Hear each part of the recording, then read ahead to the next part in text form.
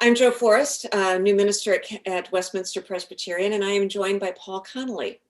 Paul was the chair of the pastor nominating committee that called me here.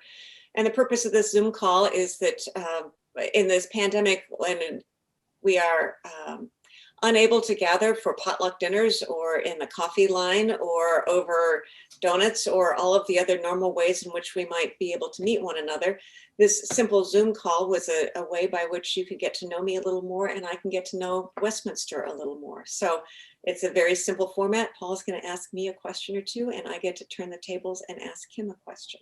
So, Paul. Thanks, Joe. It's so good to see you and hear you, even if it's just in a Zoom reflection.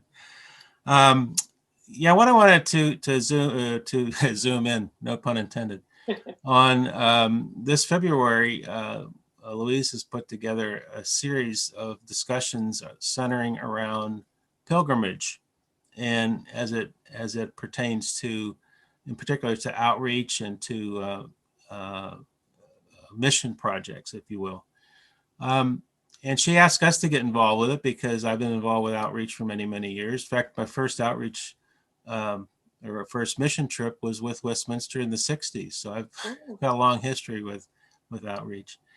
I never really, when we thought about it, we never really thought of our efforts, particularly as we went to Haiti, in terms of a pilgrimage. But reflecting on it, I think it's a really, really strong and important thought surrounding what it is about for ourselves and for the people that we serve. So again, reflecting on that, you want, as you go on a mission trip, I think you want to know that you're doing God's work, you're fulfilling the Great Commission, those sorts of things. And we come back and we realize we hope we've given something, contributing something to someone in some group, but we know that it's served us greatly in our faith journey and who we are as participants, as pilgrims. So question, and then what question to you would be, if you've had those kinds of experiences, whether they be centered around travel or not, or mission. And then secondly, maybe a follow-up would be, as we're kind of stuck at home and all we can do is think and anticipate going forward, what might be something we could ponder as what the future might hold for pilgrimages in the future. I did my first pilgrimage with a church, my prior ministry at Kenilworth. We walked portions of the Camino de Santiago. We started off in Portugal and ended up at Compostela de Santiago, and we were there for one of the most magnificent pilgrim masses on Ascension Sunday. It was extraordinary to walk through villages after villages with so many pilgrims from around the world, and they all come for different reasons. And so you really think when you are walking day after day about the purpose of a pilgrimage and your own personal purpose. They started off certainly as a means by which you could become healed or offer a penance. But as you're walking along, it's how do I come close to the divine? And that's something that seems to reverberate. I led a pilgrimage when we walked from Nazareth to Capernaum and then ended up going down to Jerusalem. And that was an extraordinary experience to walk through the Galilean area to know that that's where he was. Did a pilgrimage in Canada and another one in Scotland. We walked St. Cuthbert's Way, and I thought more about St. Cuthbert, who took Christianity to that portion of the British Isles, and he only had with him the Gospel of John. So what did he do and say? And what stories would you tell another to persuade them that Jesus Christ is in fact a savior?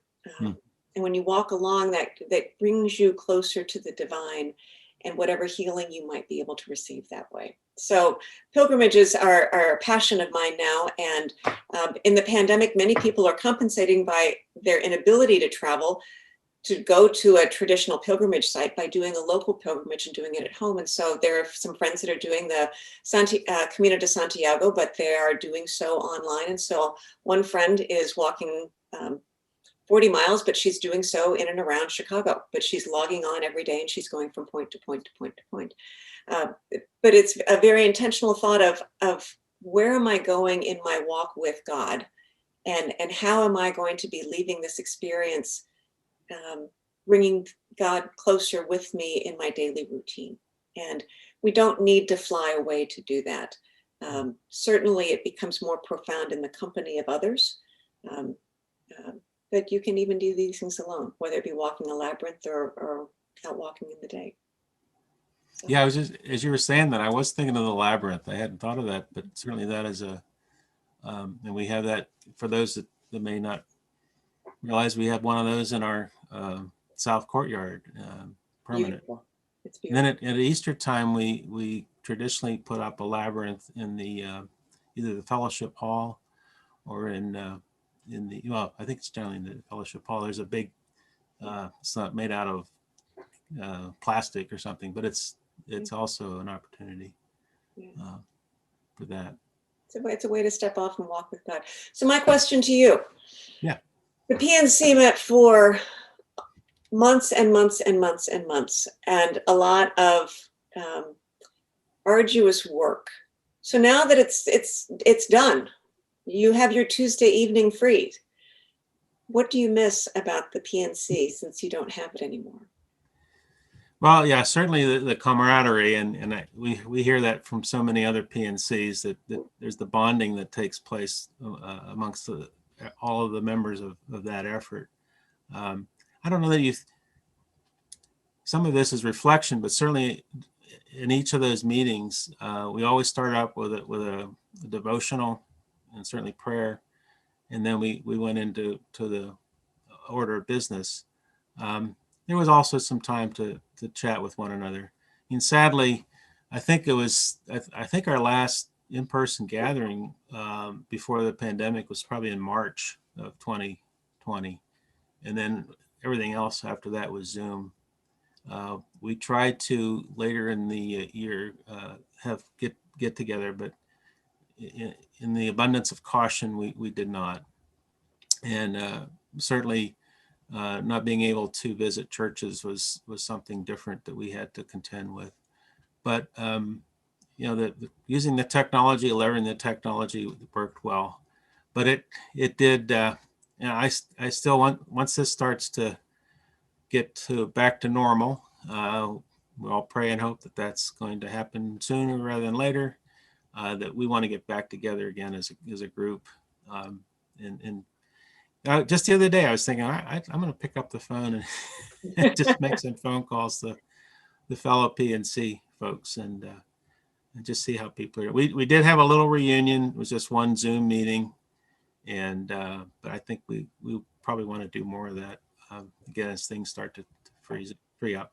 Well, my promise is the house that we bought here in Mount Lebanon is being painted right now. We've got some significant renovations, and the plan is that the renovations will be done at a time when the weather turns and we can do entertaining for both the PNC, and then we can get some folks from the congregation out here as well.